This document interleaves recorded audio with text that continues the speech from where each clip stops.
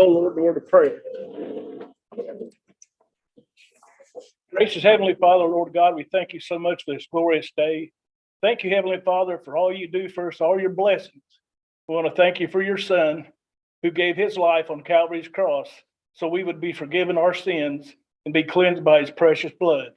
Now, Heavenly Father, we pray that you'd be with us during our meeting, that you would guide us and lead us, and everything said and done would bring praise and glory to you. These things we pray in Jesus' precious name. Amen. Amen. I pledge allegiance to the flag of the United States of America and to the republic for which it stands, one nation, under God, indivisible, with liberty and justice for all.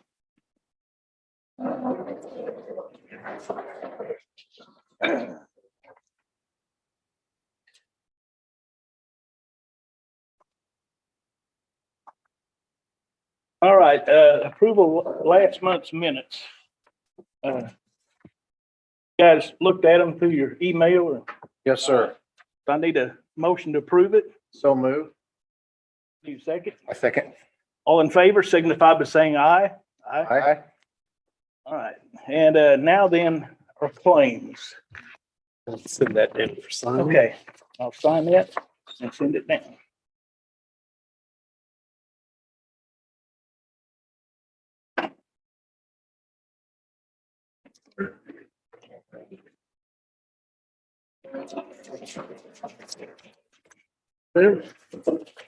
Wow, I don't have to read all the. No. Yeah. Okay, the total of the claims payment approval, $3,583,541.92.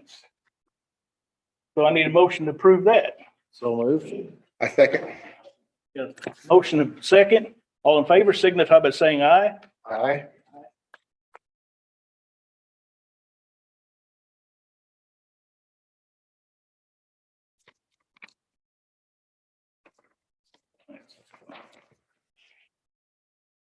Just acknowledge that they. And we need to acknowledge the clerk's and treasurer's report. We've seen those, so Duly acknowledged. duly acknowledged. All right. And let's see. Department reports. Go ahead, Julie.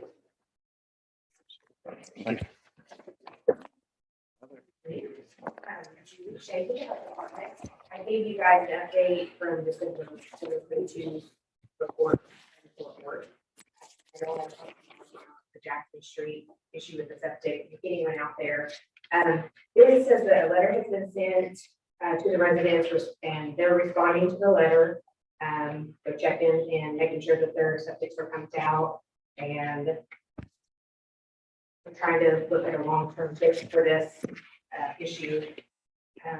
The line up there is approximately 70 years old, and likely discharges into the field east of Jackson Street.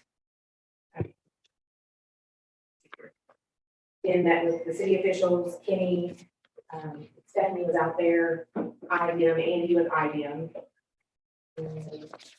Individuals or make repairs. Either make individual repairs and figure out how to go to the sewer, possibly to the city of Oakland City. We're also looking into maybe some grant money. The Biden Harris administration has some grant money to things like this. So we're looking at that. Plus, I also think I'm really thinking that would help with these things you would make some. Hopefully, we get to the city of Oakland. There's a lot of hold on. It's out there. But that's what that's on that. So I wanted you guys to know that Dallas Cooper has cleaned up the area. He's working on getting that pipe fixed for the residents. We have taken care of the water issue.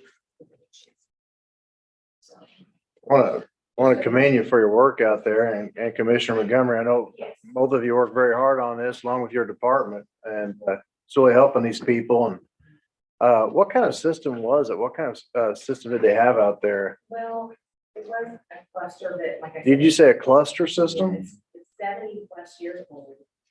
Wow. And So- some of the landowners don't even have enough area, and I think that's why they did it, and they kind of packed them all Sure. in there.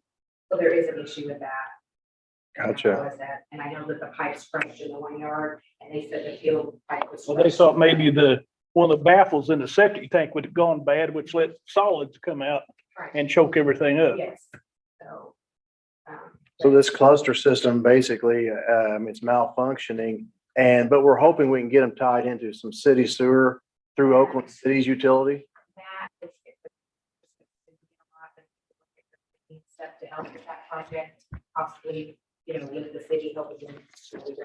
Sure. Because of that way, we want to people, I get. Right.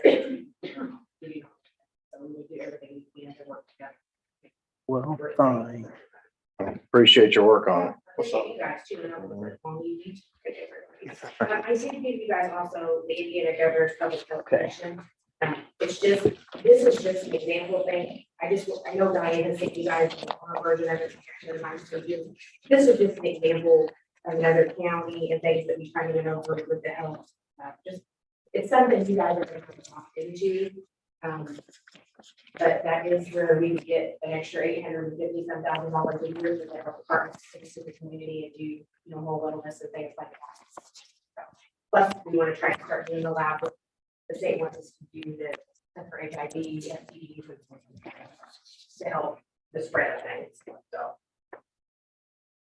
And. Thank you. Thank you.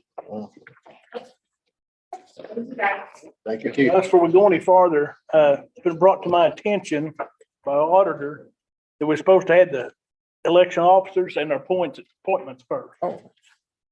Well, let's get it done. All right. Elect our officers.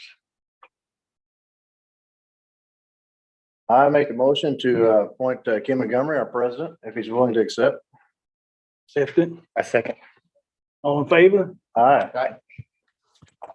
And now we need I'd also like to nominate for vice president, Nick Burns. I'll second that. I second. Okay. All in favor? Aye. Okay, now we go to our appointments. Next to the appointments, yeah. All right. Majority of the appointments are gonna stay close to the same. They're, I know each one of us has to put somebody on the redevelopment committee. And the guy that I picked when I first started was from Princeton, and should have been from my own area. So I'm gonna drop him, which is Mark Unhu, and put on Danny Leffler from Buckskin area. So, Danny Leffler. Okay, thank you. And do you guys have any comments on any of them, or?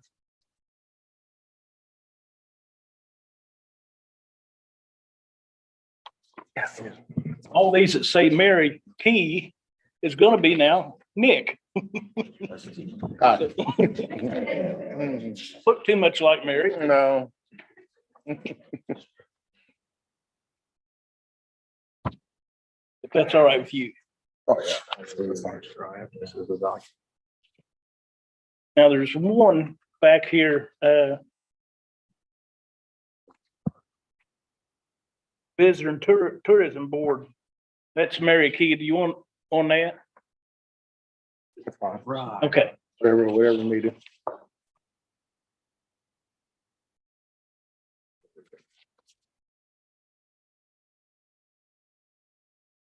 You guys have anything else?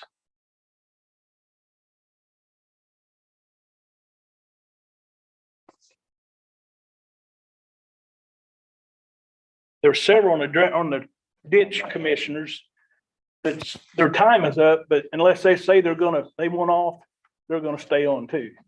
Because trying to find somebody to do that kind of job. Is that who Princeton? Yeah. I believe. We can double check with the mayor. He's here tonight, but. Yes, Matt.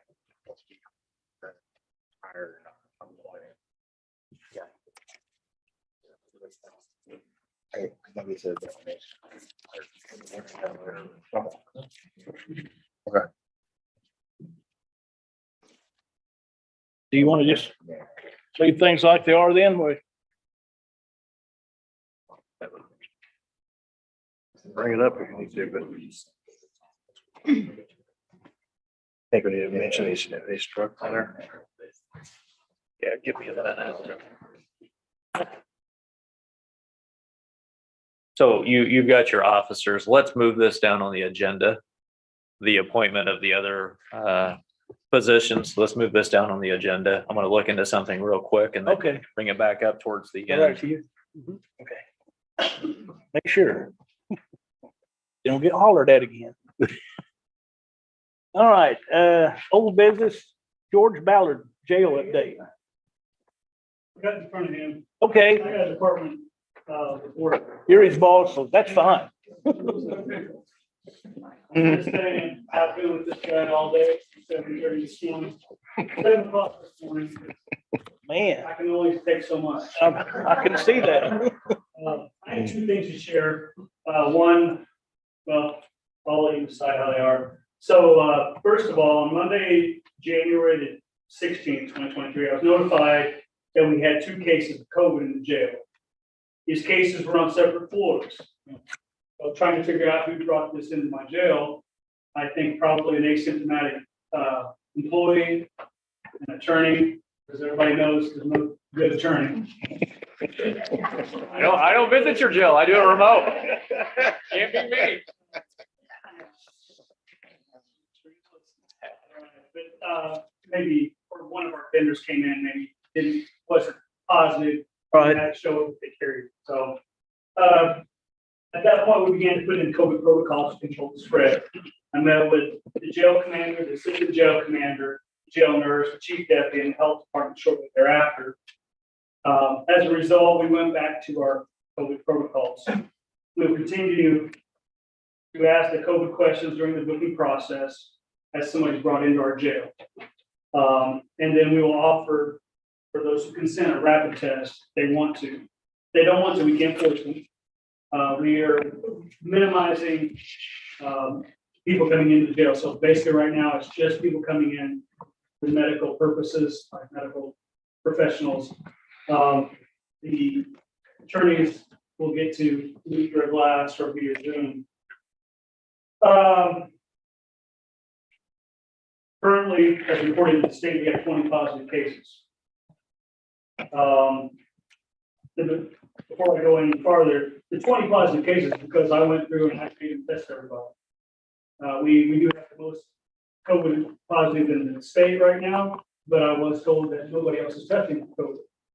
I want to know what the problem is. Rip the Band-Aid off of it. That's what George said I was doing. Let's find out how bad it is. Let's fix it. So this is what the majority of the cases are looking like. Their symptoms are head and chest congestion with a fever. We do have a few that have sore throats. So the medical staff is prescribing treatments, monitoring their oxygen levels. Right now, I believe the worst is over. We're at day 9 since the breakout. So most of our guys from the original breakout are already getting better. Tonight, even before I came here, we had a mandatory meeting with our corrections staff. We talked about COVID. And we're fogging the machine. We got the fogging machine to make sure everybody's getting disinfected and everything. So we are cleaning, doing a deep clean. Everybody's wearing masks. I went to the jail today. I wore my mask. It's fun. So we're going to get through it. So that's the one thing. Now for the thing that I want my departments to be known for. I was thinking about my guys. Came here last time and talked about somebody did something great. Now, when you think of the Gibson County Sheriff's Office, I want you to do great things. I want to talk to you guys about a 24-year-old man. This is Logan Lashbrook. Logan Lashbrook is one of our hometown kids who went through the academy and did great things. So on January 19th, 2023, at 7:56, the Gibson County Sheriff's Office received a 911 report of an unconscious person in a vehicle at a residence in Patoka. Gibson County officers, communication officers, Chase Haig and Jamie Rainey paged Patoka White River Fire and Gibson County ambulance to the scene.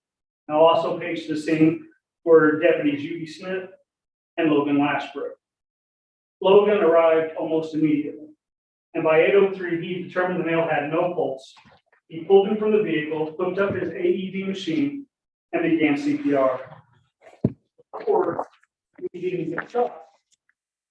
But he was referring to the Tocqueville Fire Department started assisting. The responding medics were able to get a pulse on the male and were able to transport him to a local hospital. Because of Deputy Lashbrook, the family of this individual did not have to watch their loved one pass away in their driveway. He enabled them time to gather together, and at the hospital, they had to make one of the world's most difficult decisions. Ultimately, the family had to say their goodbyes, and the male was allowed to pass from the surgery. Means a lot to me because I lost my dad all those years ago. What I wouldn't do for 1 second. Yep. I want to share with the community first and foremost, that we are there. Next, I want my deputies to know that their efforts matter. And in this instance, it is not necessarily the outcome we wanted, but the AED community, they classify this as a save. And finally, I want to thank the Gibson County Council and County Commissioners for providing top-notch equipment and training that has enabled us to act swiftly whenever we get on scene to preserve life. I commend Deputy Logan Lashbrook because he did great things that day. Yep. Thank you, guys. Are we allowed to clap?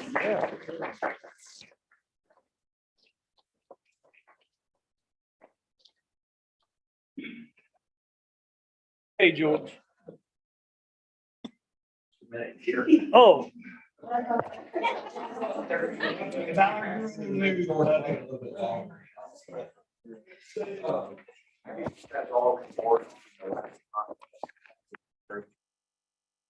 September, at the end of the month before. I want to tell you guys a few things. In the last couple of months, we have done some different things. Basically from the generosity of the commissioner, the ARPA committee, we've been able to get some new equipment. And we have got most of it installed right now. Prior to October of this last year, we had 2 stations that had backup generators, and one of them was through Gibson General Hospital, which was hooked up there. The other one was Owensville Fire Department. However, now we've got the last 2 remaining stations, which is Fort Branch and also in our Oakland City, and we have emergency backup generators at both locations. So if anything does happen, we have power at these stations. They could be used even for emergency shelter if we needed to, but at least we have power. In the past, it was always a problem. You know, power goes out, you get your door up, you have to disengage and then try to get, so it always took more time. It also can affect our radio and an alert system that we have to get the call from. So we've got those done. We've also was able to order 2 new ambulances. The one should come in this spring, which will be nice, and we got another one. They're so backlogged because like a year and a half till we get the second one. Still, it's at least in the works, so that will help improve our ambulances that we've been upgrading those. A couple of things that I've been real happy with, and I wanted to really say thank you guys for, was we got the what they call power loads. If anybody that watched the ambulance service, when we get a patient, we get them on the stretcher, we go up to the back of the ambulance, we'll get the front wheels in, but then we have to actually lift the undercarriage and then put it in. Well, that may not seem like such a big deal, but there's a lot of patients we have that's 300, 400, 500-pound patients and even more. And getting that undercarriage up and trying to hold that and get it in there, it puts a lot of stress. As you get through the years, I've been here almost 40 years, and I've seen a lot of people, a lot of our employees get injured through the years. And this is a device that is kind of electrical or hydraulic, and it actually picks up the stretcher, and then you can just roll it in. So it takes that stress off the employee. So it should help really decrease the amount of injuries. It's gonna make their job a lot easier. It's also much safer, because even like when you come out, it's actually engaged to where you can't accidentally pull it out too far and the thing fall. It's actually engaged and locked onto the stretcher, so if you cannot pull out too far. So there's a couple of things between the safety for the patient and also the safety for the providers. It's really a big plus, so I want to thank you guys for that. Another thing that we just recently got is what they call the Lucas device. And any of you that has ever, I don't know if any people in here has ever had to do CPR, but CPR is very taxing on your system. To actually press that sternum a couple inches on the adult for 100, 120 times a minute is very hard, and it wears you out quickly. The American Heart Association advises we need to keep that rate up between 100 and 120 times a minute. And the thing is, for us to do that, we have to change out compressors quite often. Well, the problem is there's a lot of times we get on location in different places and we have nobody to help us. So it's, you know, it's really hard for us to do. But these Lucas devices, this is a device that has a hard plastic plate that goes behind your back. And then it's just like the big A it comes around, and it's got a plunger. And we can put that on them really rapidly, and it will compress. Once you set it in place, it'll compress the sternum about 2 inches at about 100 to 120 times a minute. And it's meeting every bit of the American Heart Association standards, what we need. So we're not going to have somebody getting tired and not doing good compressions, because that's one of the big problems is when people's doing compressions, they start getting tired. And what was a 2-inch compression is now an inch. And every time we start that, we decrease cardiac output that we're pumping out of our heart.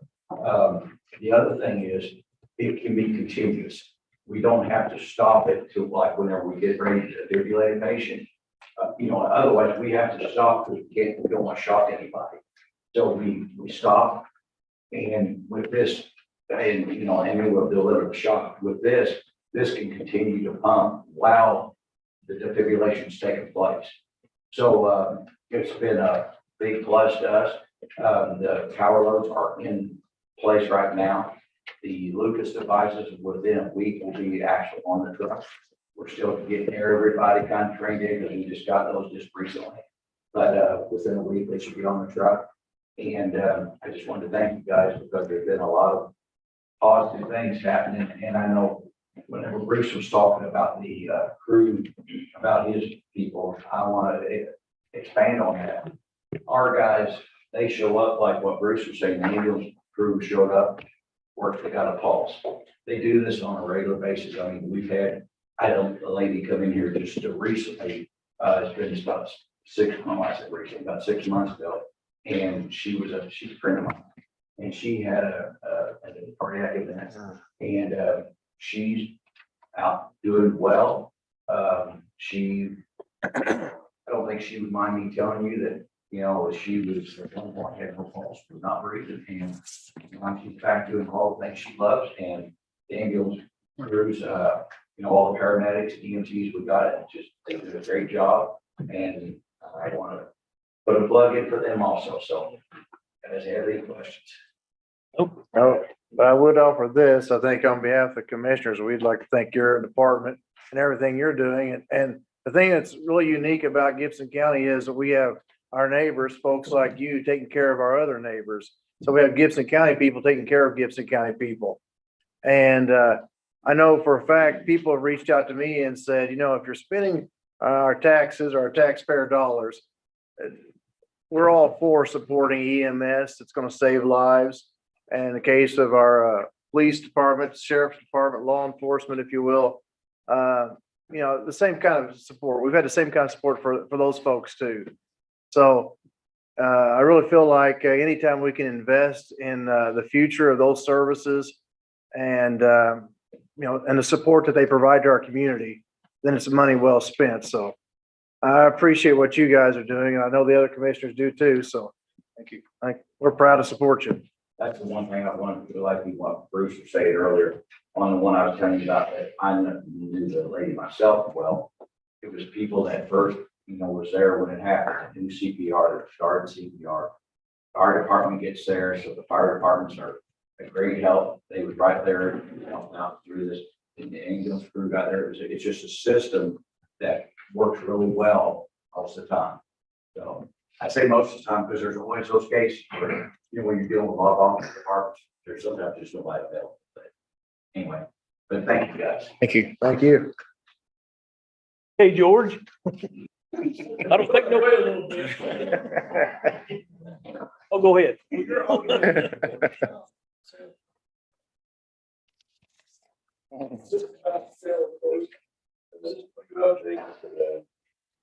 did order a fly scanner for the new jail.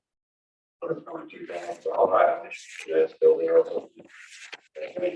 Warning and start installing.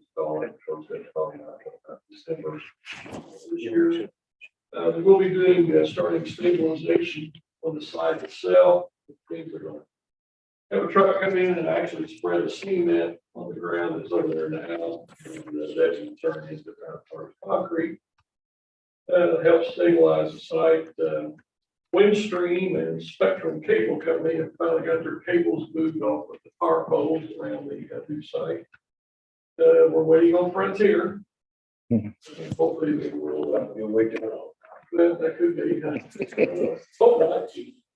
So as soon as we get their cable moved, and Duke Energy will come in, and there's about 7 power poles around that site that are going to get moved and relocated by Duke Energy. You might notice that they're removing asphalt directly behind the work release center.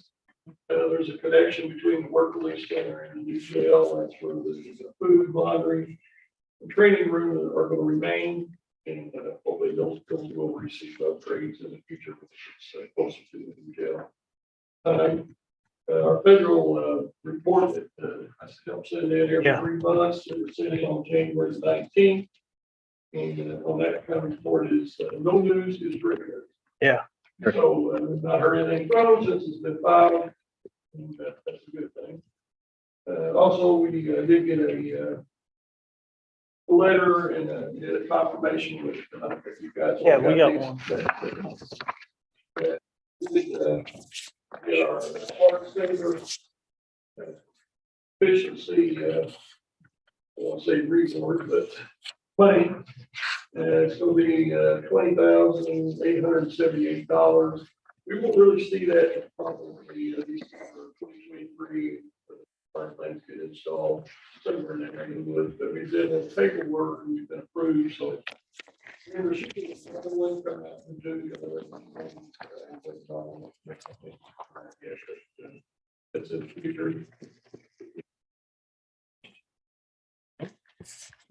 All right, thank you. Hey, Jason, you're up next with Center Point easement.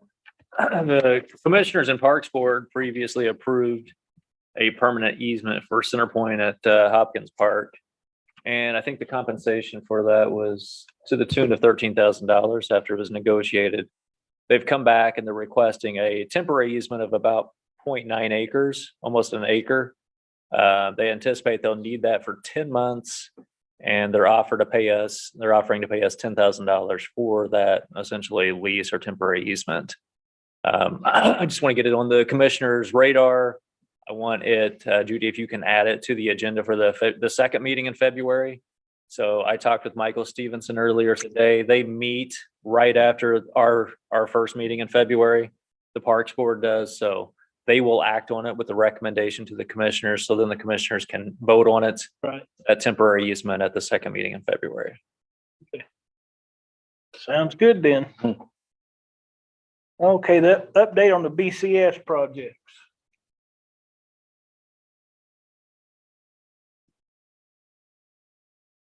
Good evening. I'm Andrew Biden with BCS and familiar with most of you. Nick. So just requested to get some updates from BCS on the current projects we're working on. We've got the courthouse project. We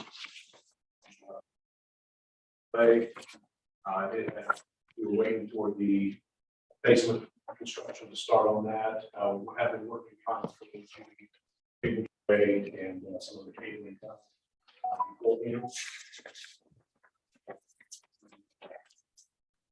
I apologize, I did leave some folders up.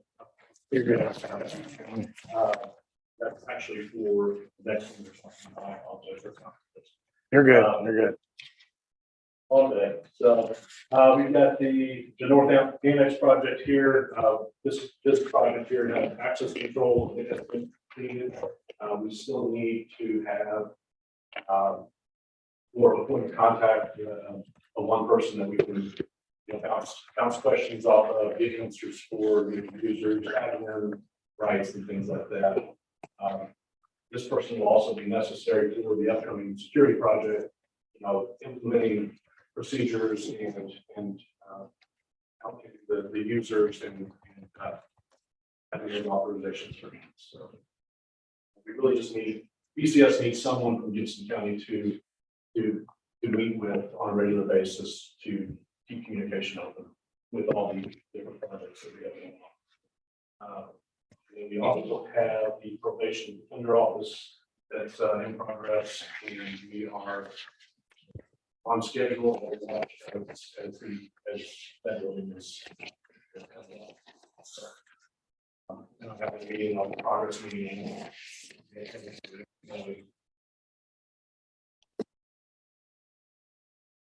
Questions I can answer as far as specifics on any of those projects?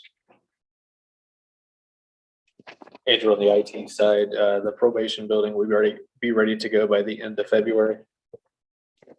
Well, that's going to be, I want to answer for Parish on their concern.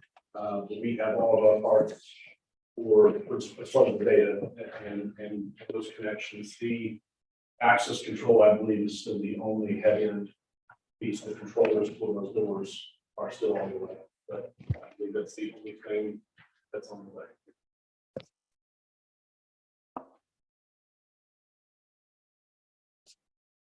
I know you've been meeting with Stephanie here in our office. Hey, do you have anyone at the courthouse that you've been meeting with? Multiple people. That's where it would be nice to Excuse me. have one contact. I mean, if we need to meet with multiple people here and there, that is fine, but it would be nice to have a decision maker where they can, if they need to meet with you all internally on project decisions, that can happen and then correspond with us directly. But I think I would also jump in here with us. We started meeting, I believe, last week, but I could not attend. But I think we're pretty squared away at this point.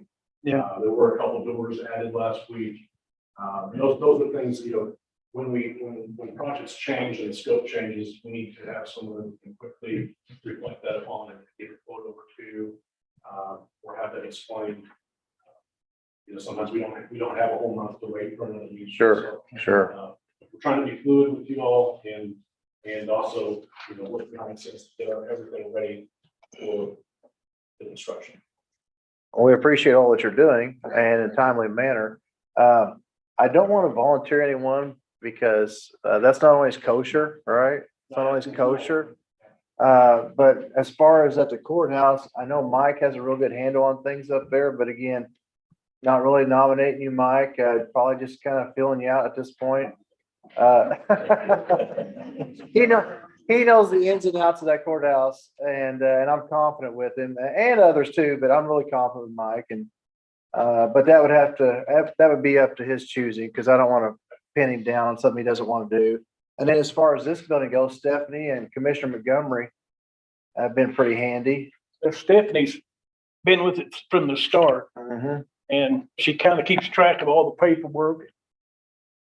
Make sure things are getting done that should get done. Are you good with us having it per building, like a representative for each building kind of thing? Someone you can go to for each building? That is fine. It might even remedy some travel and you know what I mean? You have to track people down if we. would support the access control because you've got multiple communities that have multiple access points for the card readers. So I need to we need someone at county level that can. Let me- make those. Interject just a moment. Who normally takes care of that, at other entities that you work with? Is it the PR or the HR person, I should say? Look at the words, need those types of titles, but yeah, HR usually handles that. But every county is different. I can't tell you. Sure. I don't want to make a rule for you. We're just putting in the request that we have that. Okay, And that multiple people, you know, if we want to work with Stephanie here, Mike with the other, that is okay. We're just looking for some So decisions. you're saying that if it's somebody at each building and I need access to 3 buildings, that's the problem with there not being like one umbrella person and then people underneath Correct. that. Each building could log in and grant you access to their specific building, but there still needs to be an admin of the entire system at the very tip top to make master changes to permissions, lockdown procedures, things like that. And there's just a lot of programming that we put into the system for security, and we really need someone to work with that. yeah, right. Now, what did you say most counties are doing? Who are they using? Is there a certain person or a certain office that's taking care of it? Or could you give us some examples? And not to put you on the spot, I'm sorry, but like, is it the auditor's office? Is, you know what I mean? Is it the clerk? No, I mean, I've been to 2 other counties today, and one guy that was the DPIG. So you got. Oh, really? Well, I mean, they've already got the law, and they've already got all this information anyway. Right, But that's just for the access control, okay? We got cameras going, we've got security, we've got, a lot of different solutions that we're about to put in the courthouse. And I don't think that needs to be decided here and now. I think it would be a nice thing to have DCS meet with a few candidates of your choosing and see who fits. It's not going to be a constant battle or anything like that. Once it's set, and once you have procedures in place, you'll be in a good position. We just need to get the point first.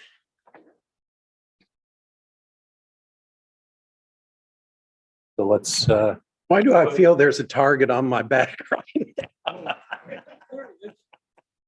oh, no. No, I'm joking about any that. meetings that you're not going to be at, Mike, so we can put this on the agenda for when you're not here. Like, You tell.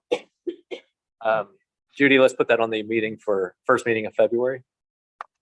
I don't know when I missed Friday either. I was just told to request that, so. Sure. I have been working very well with Stephanie on a lot of these decisions. Before that, but I'm not. Right, right. Working these guys. I know she's You have to have a instrumental, spare one of yeah. these you could give to Stephanie. She has one. Okay. If I didn't think you clearly, I probably would have emailed her back. And then what you're holding there, that's what, these are the service agreements. You have to do over here. Mhm.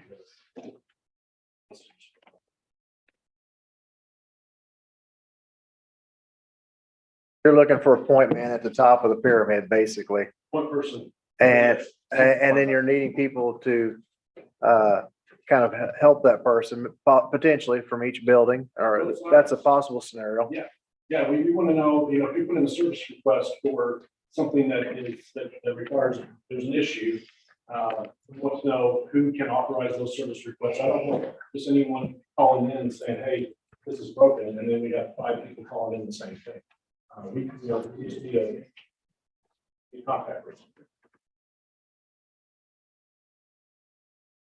And where are you currently on the basement and the prosecutor's office area down there? Have you just stopped on that for now? We are, I believe, mid-February, we're trying to have almost everything completed for this project.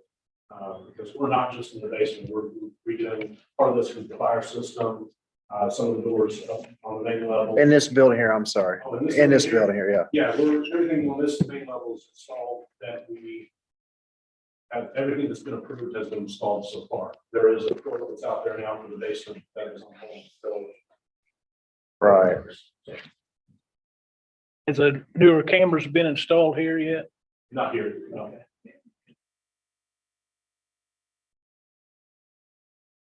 Well, I should tell you, I still suggest Stephanie do this, be the top of the chain and then she can have danglers hanging down there. But, cause she's been with us since Kay signed it. And, he keeps track of everything. He lets me know that, since I'm the only one that's can be through here through about any time of the day, as long as she calls me. That way I can sign something if I need to. Sure.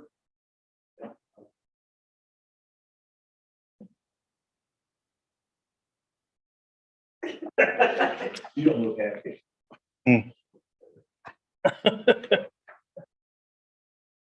What do you guys say about that? Just go and put it at the top and then Mike can be a dangler. I think that sounds fine. We could probably have someone from each building help us out in that regard, so. You will be doing some work at probably every building in our county at some point. So I almost say, I like the idea of having someone at the top, if you will. And then, like you said, someone there, some different representatives for each building that can also communicate to the person at top and also with BCS and. What would we have somebody, we had her work with Chris over at the sheriff's department? He's the IT person.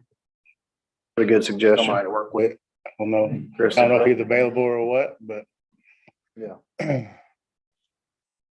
Oh, something I to talk work about. out with Chris when we're working at that building as well. So we don't have the schematic in front of you, but I think you can visualize where we're going with this. We're close. We just need to get there. So Sure. the courthouse is gonna come up very soon and someone is going to make decisions at that building. And we can't make those decisions for you. We can put everything in Sure. place, but we're going to be asking programming questions in between meetings. And I don't think any one person should make that decision. I think we all should meet and we'd be happy to facilitate or meet that. That's further. Appreciate your input on that. And I think we have a strong candidate in mind, but we also don't want to put anyone on the spot this evening. And I think you can appreciate that too. That's very good. Yes.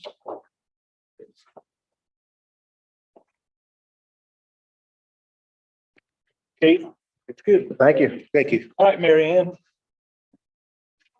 Actually, I see it's listed on here as an annual review. It really is a board of finance, and it has a president and vice president and secretary. And normally it's at the end of the commissioners meeting, you adjourn the commissioners meeting, and then you proceed with the board of finance. So you want me to wait until it goes to this item? That's really the way. Okay, we'll do that then. Okay.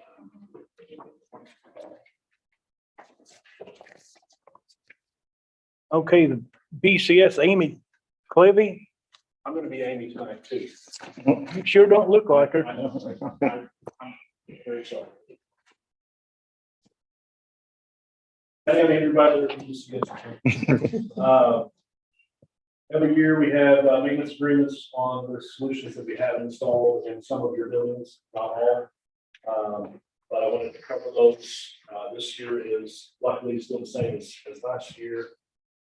At least that we reviewed those. So in the folder that I provided, and you won't have to go through every.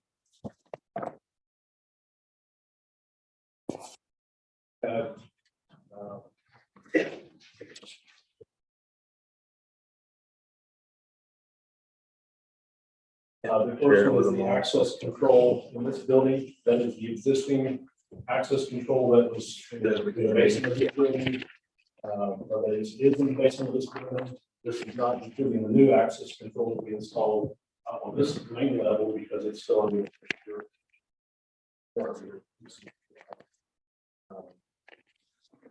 covers 5 doors.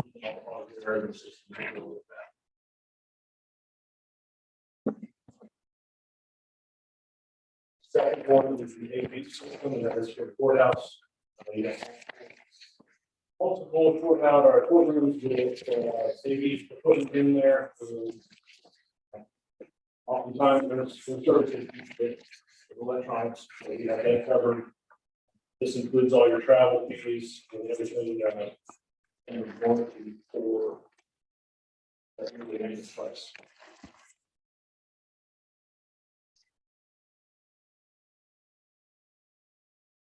Third one is contract 10313. That is the CCTV camera agreement for this building. We do have a camera system here now. This was on the US, we replaced that yet.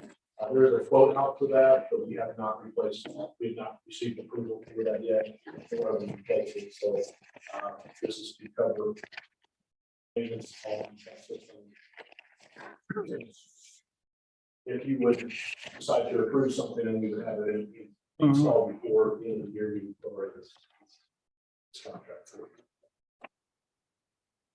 Next one is for the phone system for this building. That covers all of the server and the processor and all the phones. Upstairs and down. Software. Annual software maintenance. The phone system. The second to last one, number 10315, is the health department. Software maintenance. Last but not least, the small phone system at the highway department.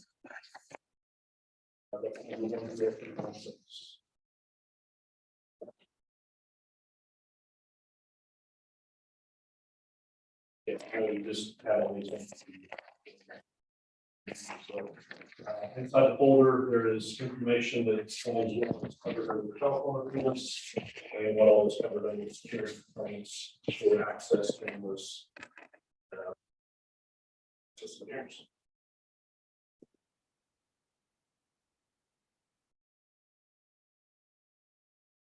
These amounts you're saying are the exact same as last year's. Yes, yeah, and the coverage is the exact same. Most of the projects that have been approved this last year, unfortunately, just haven't been. I mean, this building has some access that hasn't been installed. We still haven't cut it all over yet due to decisions there. The courthouse, obviously, it'll be installed very soon. Carrier agreement, the first year is covered, and then another period, hopefully next February and March. Probation defender will also have one available. So these are not required. These are optional. You don't have to buy these, but these cover the multiple trips up and down. Up 41 to come up here and service your AV. I don't know, call emergency service, but we tend to get to county very quickly in most cases as fast as we can. When you do have technology failure, we know that it's not.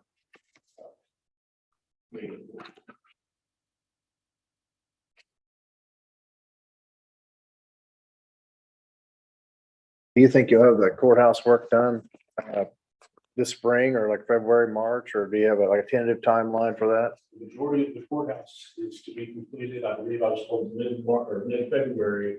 Okay. And then once the basement construction is all completed, we will come in and finalize the basement. But no, we are on a hard push now. Since the construction started on that project, we've been waiting on this we've had a pod out in the parking lot for 9 months that we're paying rent on. So yeah, we're ready to get it done. Sure. We've had all this equipment here, but we didn't want to install. We can't install our system complete without the security equipment and all the other construction. Really, that was the main question I got from some of the folks at the courthouse was, what kind of timeline do we have? Absolutely. And, we've been.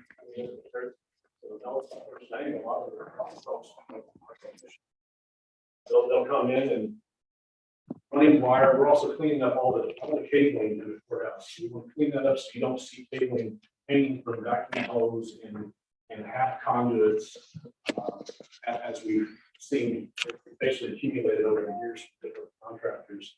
We're installing a cable tray that hangs way up in the ceiling that if any other contractor comes in, they can utilize as well for low voltage and keep a cable path for future expansion. That all has to be done. Some of it was done after hours, some of it's done early in the morning or later in the evening. And what we can't get done during the day.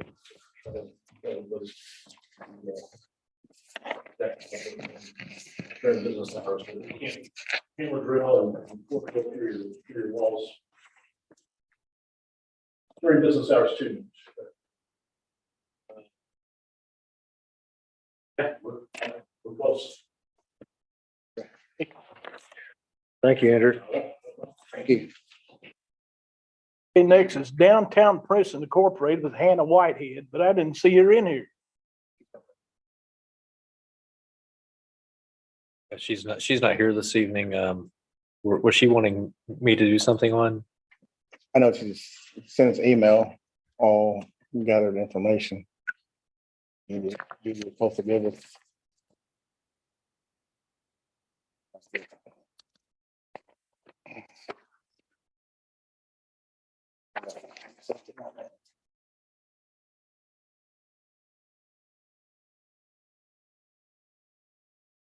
So President Montgomery, I'd say skip over that item since she's not here and we'll take it up at a future meeting. All right.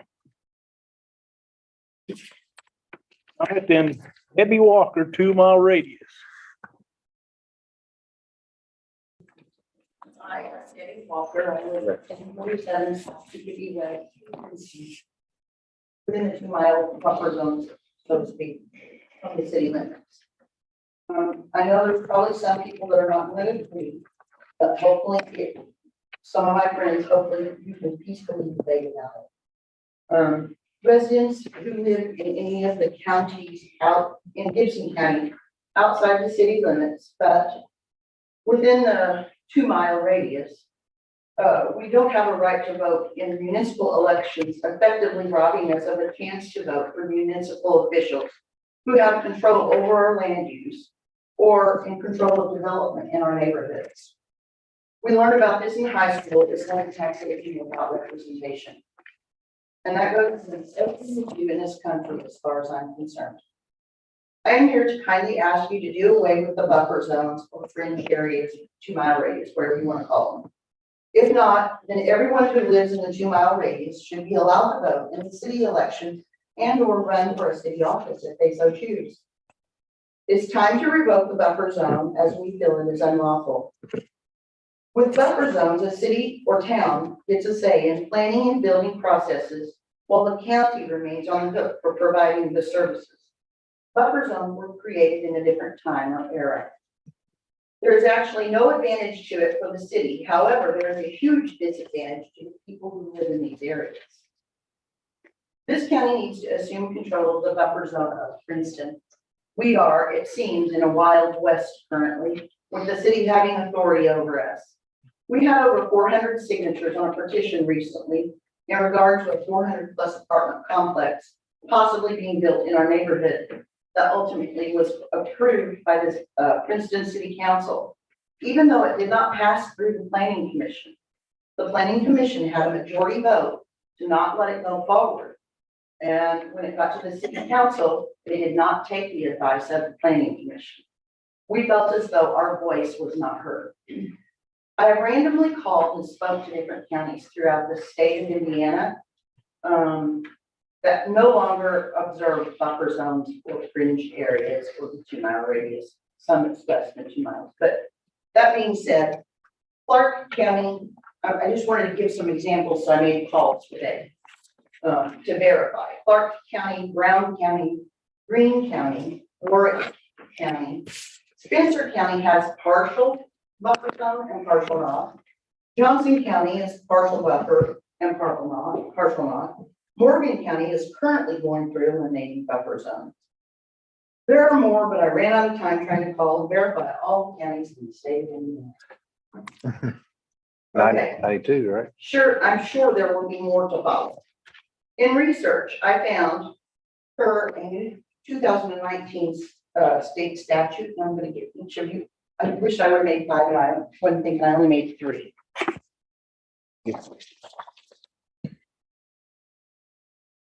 State statute, and I think I've got the right one, Indiana Code 36-7-4-205.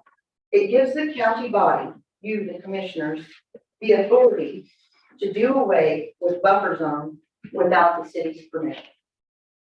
So we are here to ask you to please take this under advisement. Please give us our area back. Thank you.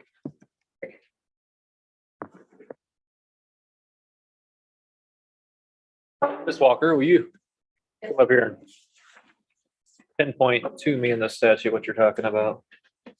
I'm gonna read through the whole thing. It's very confusing because it has all that legal stuff that you understand and I don't. Right here.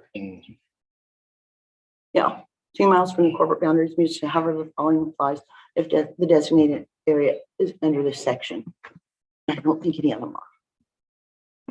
That's where you.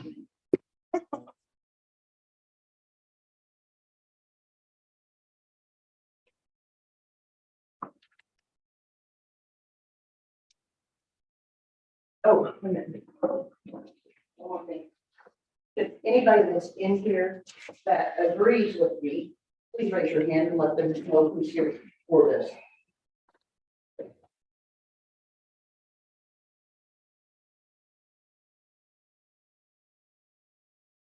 Thank you.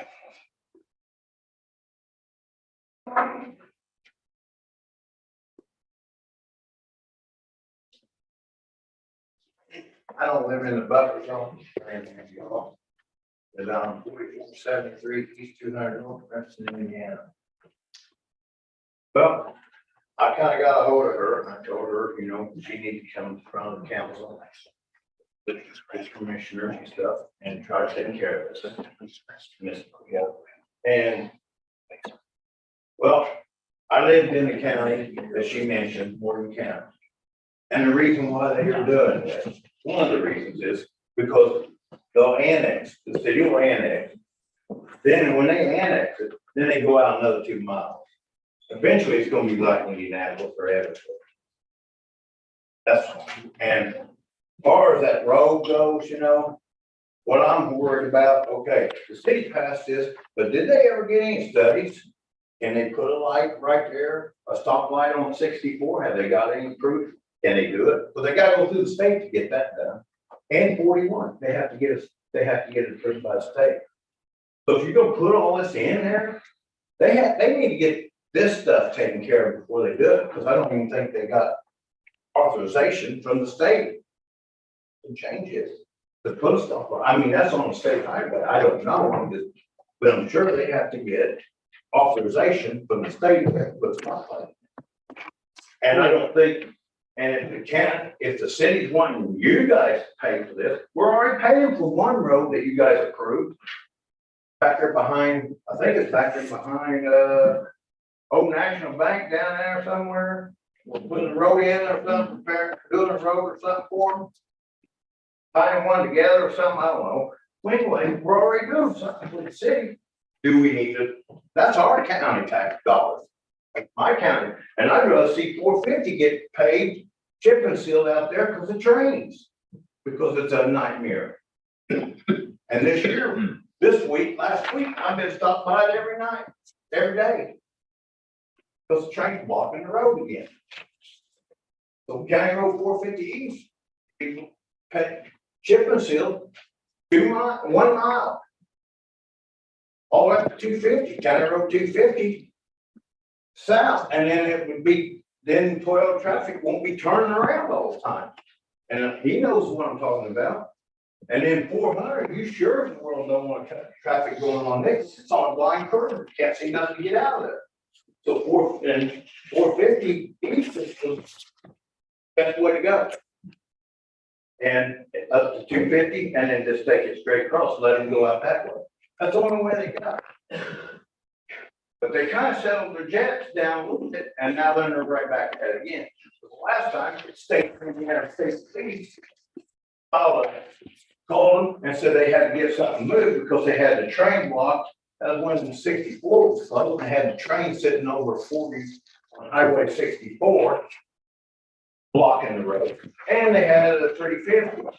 And they had it all the way to town except the Chapel Road there because at 150, because they wanted to do, because that's the way that employees go to work and to get back to the rail yard. So they don't ever block that very often, but that's the way they go in.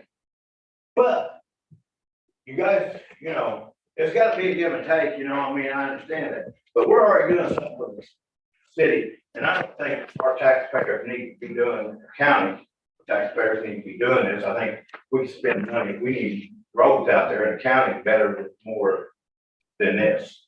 And they need to check and see if they can even put a stoplight out up there on 50, because that is a dangerous road. But they need to find out if they can put a stoplight in there or not. That's a 4-lane highway. And that's my case. Thank you.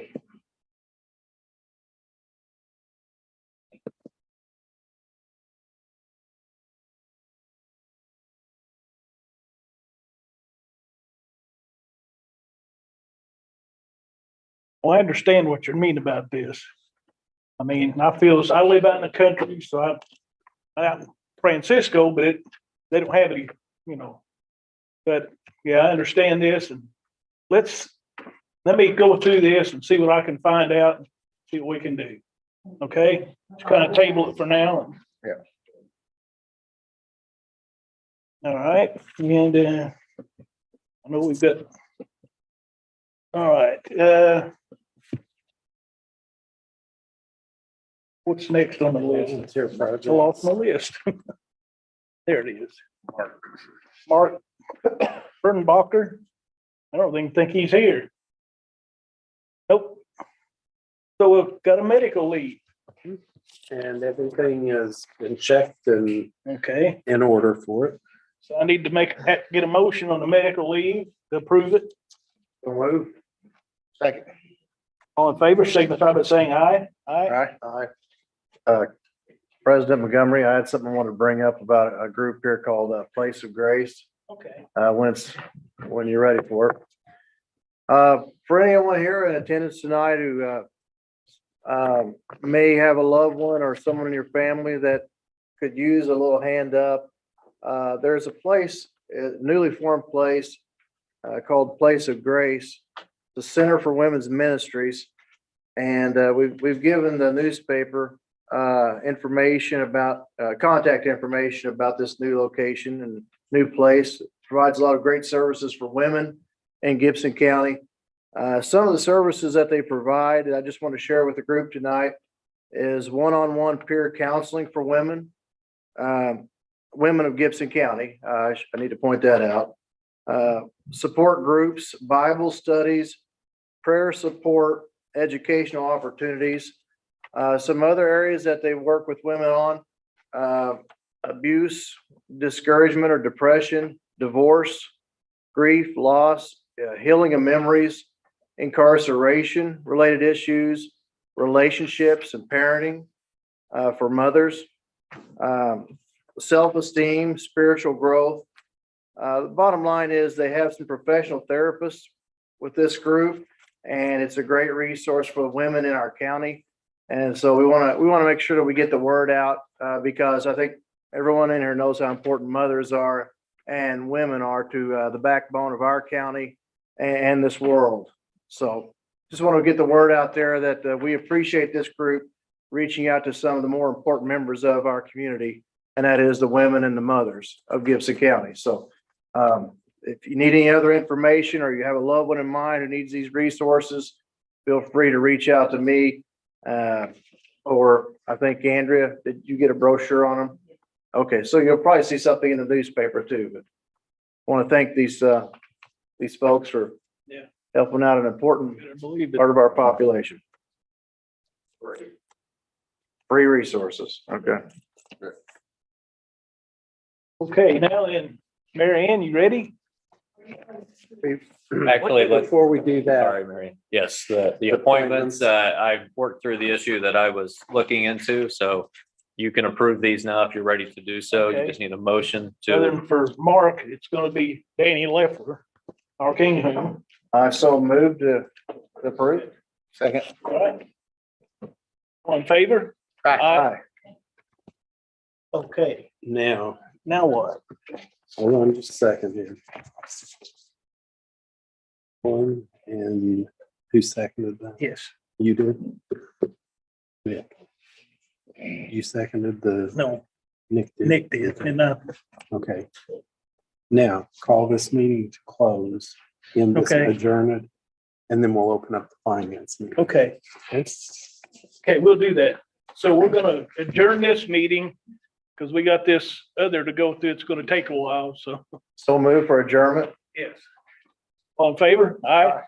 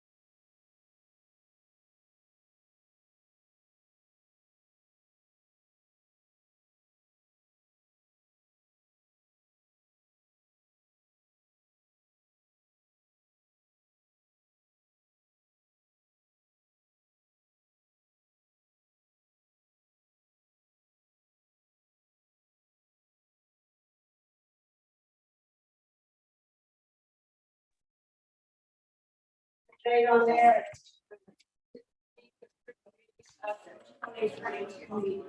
And also the first page after the agenda.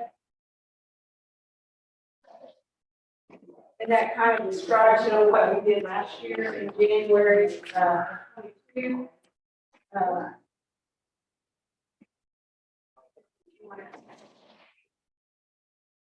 Go through there real quick. Second paragraph shows about the nomination. Yeah.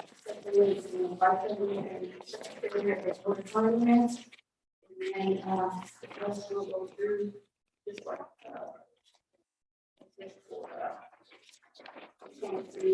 You get taking Mary's spot on that. This one? Yeah. I'm fine. thing to do is minutes from. So move. I have a motion. Do I hear a second? I second it. I have a motion and a Favor? second. Aye. All in favor, indicate by saying aye. All right. Aye. Ayes have it. All right. So we need to nominate The nominations are next, yes, for president of Board of Finance. I nominate Nick Burns for president. second. I said. All in favor? Aye. Aye. Aye. Okay, vice president. Warren Fleetwood. Accept for sure. Okay.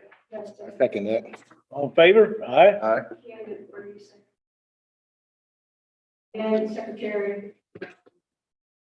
I'm not a secretary. I nominate Mary Ann Okay, go I ahead. nominate Mary Ann as secretary. I second that. Favor? Aye. Aye. Okay, first, on the, agenda is, setting and money market. I gave you a spreadsheet, on the interest, in the year and the investments. And, the top part of this sheet has the interest from American Bank. Which shows that the interest is unit.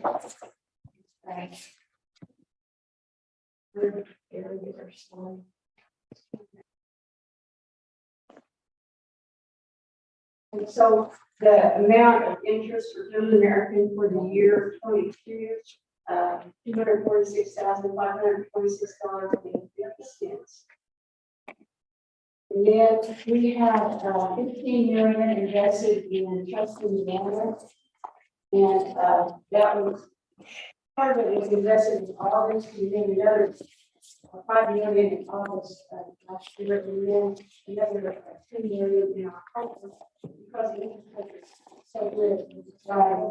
And I checked today, the current interest rate is 4.1. And I checked today, it's 4.39. It's super great interest, and Trust Indiana is fluid. You invested in one day and wait 24 hours and get it back out for you. It's super. And I hope that we can put some more money in this. We also have $10 million invested with money market and mutual funds in America.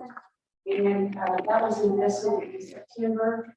And the interest coming in, and it's going to be staggered.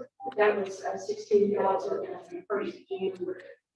So total for the 22, $396,806.38. And if you look at minutes from last year about the interest, time to change it. Last year, the interest was 45,000. We didn't have any investments.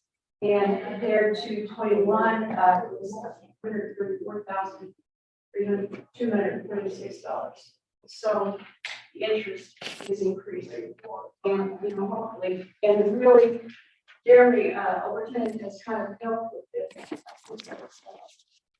He's really under the budget, but he's kind of encouraged me to go ahead and do this. Down here at the bottom, at the end of December, we had 17 million in German American bank account. We still have 10 in that money market for the American. And we have 15 million plus interest if the trustee. So.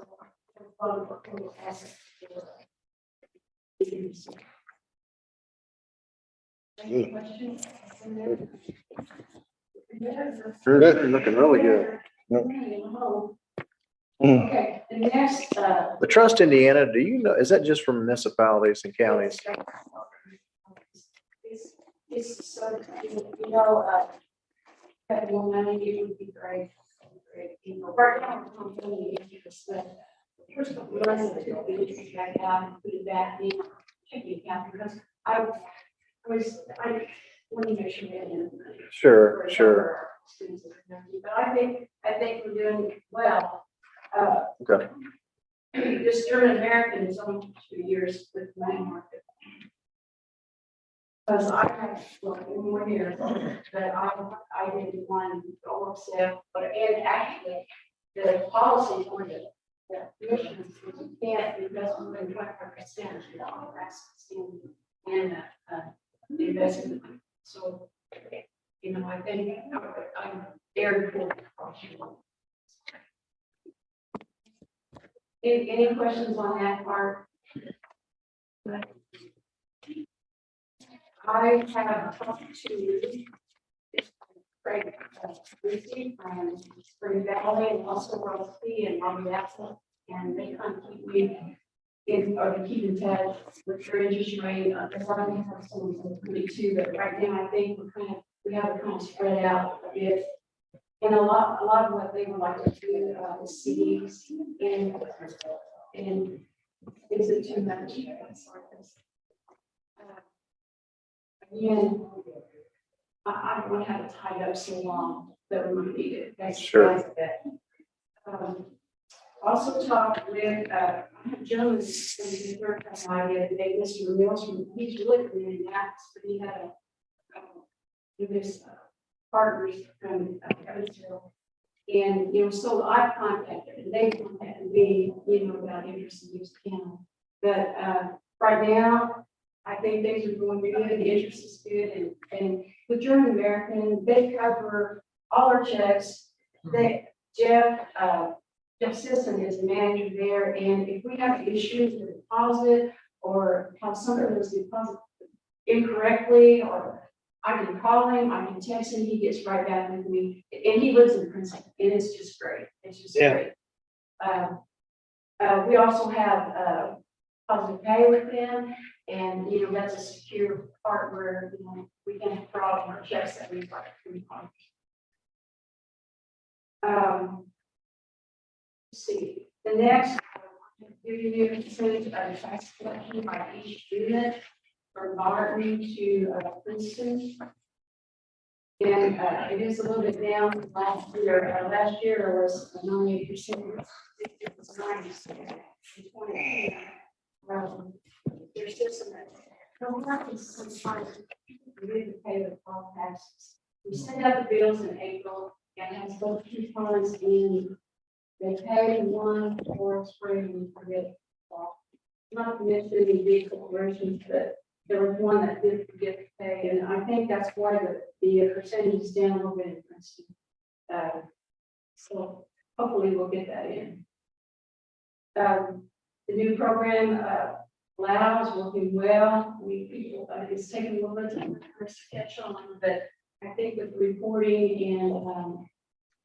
and it's just working well. Good.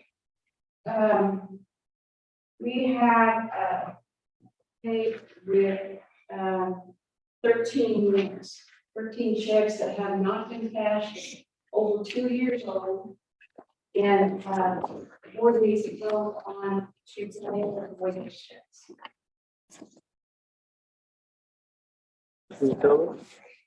What are they total? The total is $1,161.50 on this page right here. And this is the check number, and here the check is written to. They are over 2 years old. After 2 years, it needs to be more than. How did we end up with these, Marianne? The check is written, Uh-huh. to the individual, you never pass. Oh, okay. I follow So you. like Tony Meredith, for example, may have been a mileage check or something along those lines when he was a deputy. They didn't care. Right. Need a motion to just Especially. write them So all. I'm thinking of he moved, but- I'll make that motion. I second that motion.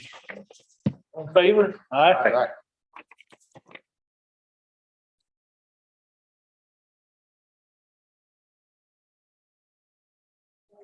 Talk about the things, and then, also, two of the reports that I've given you. One is a monthly financial comparison.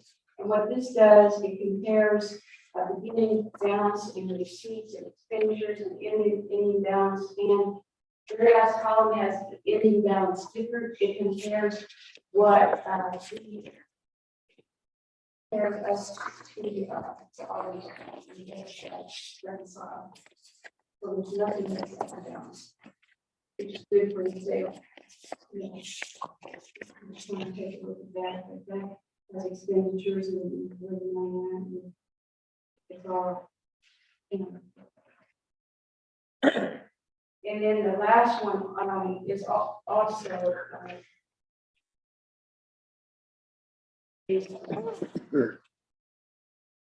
just a financial report, from all the funds, and where it was in balance. At the end of, anything, quite extensive, you know. Look at that.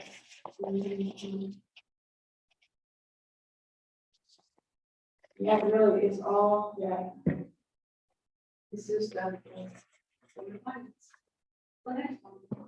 See, we got some of our opioid money in. Some of the opioid grant money came in, I see. $52,453. Oops, the last page here, but. Okay. Yeah. Which I guess we're gonna be, yeah, $52,453. Mike, you're taking some classes on that? Didn't I see an email where you were attending some seminars on that, the opioid money? No. Mark. What was that though? I know what you're talking about. There was something where Mike said he was attending some classes. That was on that opioid money. Hey, what was that, Mike? You sent out an email saying there was some, you were looking into some classes on something. Oh, I guess my Alzheimer's is working. The look says it all. I understand that. It's okay. It's okay. It's been one of I those don't days. remember that. Okay. Sorry, Mary Ann, but I'm happy to see that money coming in because we formed a board for it. What's the total one? The other thing too. I don't remember. Let me see if I can find. Of the new jail, and, we were able to invest that 24 million bond that they're giving interest in that to Rural National Bank. Well, actually, it was through Baker Tilly, but Old National Bank is trustee. So they take care of that. Good.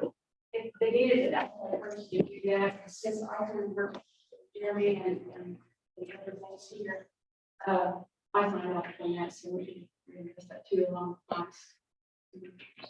You haggle with them a little bit, like German American gives us 4.3%, and but no, not really. How'd you do on a percentage on that, if you don't mind me asking? Did you do with the Old National Bank? I mean, if you don't, Actually, it's okay if you don't it's a recall. whole process and it's different kinds of, yeah. It's not as clear as this locked in percentage. It's adjustable. Well, Maybe. and there's two different kinds. Okay, that's fine. Sorry, I asked. It is aggressive. That's all we want to hear. Yeah. Okay, Because Mike is. thank you. Okay, so you want to adjourn? I'll make that motion to adjourn. I'll second. All in favor? Aye. Thanks, Mary Ann.